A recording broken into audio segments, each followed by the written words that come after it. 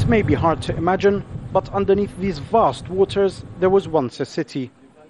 The old city of Abu Simbel is famous for its ancient Egyptian temples, but lesser known is the story of the people who used to live here.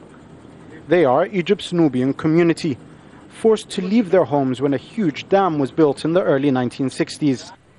The Aswan Dam created a massive water reserve, which is what you see now, known as Lake Nasser. It flooded thousands of homes and made the Nubians Egypt's largest internally displaced community. Salah ad-Din Hussein used to live there. All he has left now are his memories and some photos. When we were forced to leave our homes, we moved to the towns built by the government. But when we got there, we found that most of the houses weren't built. Thousands of us became homeless. Ismail Ghallab was also forced to move.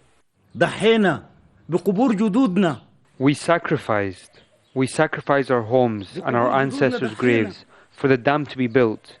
And in return, we've been given nothing. We've been marginalised and made homeless.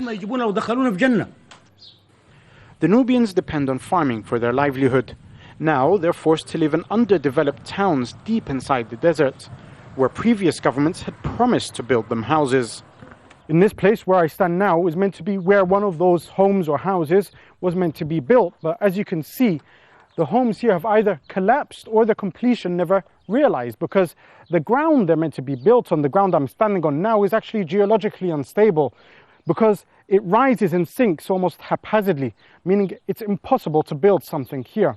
That leaves many of Egypt's Nubians without a home.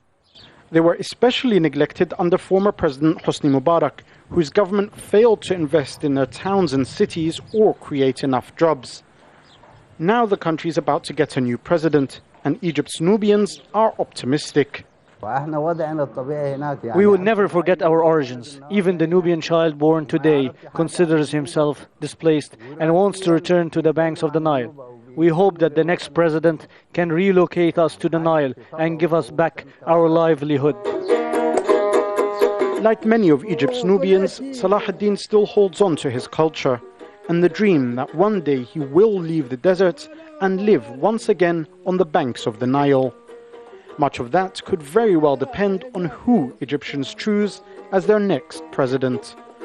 Jamal Elshayyal, Al Jazeera, Southern Egypt.